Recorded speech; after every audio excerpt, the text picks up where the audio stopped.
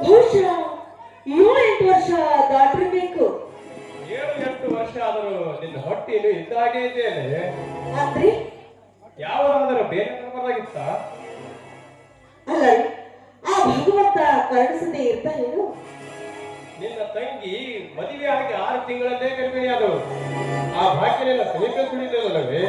ಹೀಗಾದರೆ ನಾನು ಅಪ್ಪ ಅಂತ ಯಾರ ಕೈಯಿಂದ ಕರೆಸಿಕೊಳ್ಳಿ? ನೋಡಿ ಸ್ವಾಮಿ, ಆ ಭಾಗ್ಯ ಬರುವ ಸಮಯ ಇನ್ನೇನು ದೂರವಿಲ್ಲ. ಆದ್ರೆ ಈ ನನ್ನ ಮನಸ್ಸಲ್ಲಿರುವ ಚಿಂತೆ ಅಂತ್ಯವಾದಾಗ ಮಕ್ಕಳ ಸಡಗರದ ಮನದಲ್ಲಿ ನಮ್ಮ ಮನಸ್ಸಿಗೆ ಬರದೇ ಬರುತ್ತೆ. ಆದಷ್ಟು ಬೇಗ ನನಗೂ ಮಕ್ಕಳಾಗುತ್ತೇನೆ. ಚಿಂತೆ? ನಿನಗ್ಯಾವ ಚಿಂತೆ? ನೋಡಿ, ಯಾರು ಇಲ್ಲದ ನಿಶಬ್ದ ವಾತಾವರಣದಲ್ಲಿ 3 ವರ್ಷ ಅಂತಿರುವೆ. ನಿನಗೇಕೆ ಚಿಂತೆಯೇ? ನಿನ್ನ ಸುಖಕ್ಕಾಗಿ ನನ್ನ ಒಳ ಹುಟ್ಟಿದ ತಮ್ಮನನ್ನು ಹೊರಗೆ ಹಾಕಿದ್ದೇನೆ. ನೋಡಿ, ಯಾವ ಪೀಡೆನೂ ಇಲ್ಲ. ಸುಮ್ಮನೆ ನಿಮ್ಮ ಮನಸ್ಸಿಗೆ ಅನ್ಯತ ಭರಿಸಿ ಭ್ರಷ್ಟರಾಗಬೇಡಿ. ಈ ವರ್ಷ ಒಂದು ಮಗುವನ್ನ ಹೆತ್ತು ಕೊಡೋ ಕರ್ತವ್ಯ ನನಗಿರಲಿ. ಅದಕ್ಕೆ ಪ್ರತಿಯಾಗಿ ನಿನ್ನ ಬೈಕಿಗೆ ತಿಂಡಿ ತಿನಿಸುಗಳು ತಂದು ಕೊಡುವ ಕರ್ತವ್ಯ ನಮಗಿರಲಿ. ತುಂಬಾ ಸಮಯವಾಯ್ತು. ಅದು ಅದೇ ಮಾವನನ್ನು ಊಟಕ್ಕೆ ಮನೆಯಲ್ಲಿ ಕಳಿಸಿ ನೀವೀಗ ಮನೆಗೆ ಹೋಗುವ ಮುನ್ನ ಒಂದು ಮತ್ತಾದ್ರೂ ಕೊಡಬಾರದು. ಸರಿ, ಹಾಗೆ ಆಗ್ಲಿ.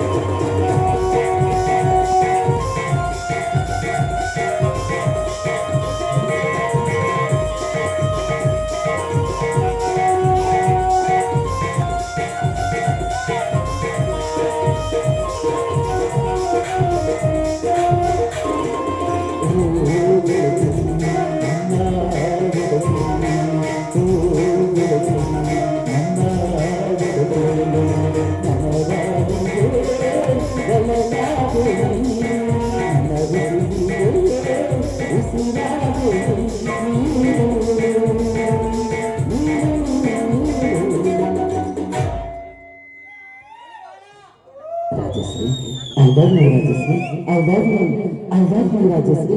I love you.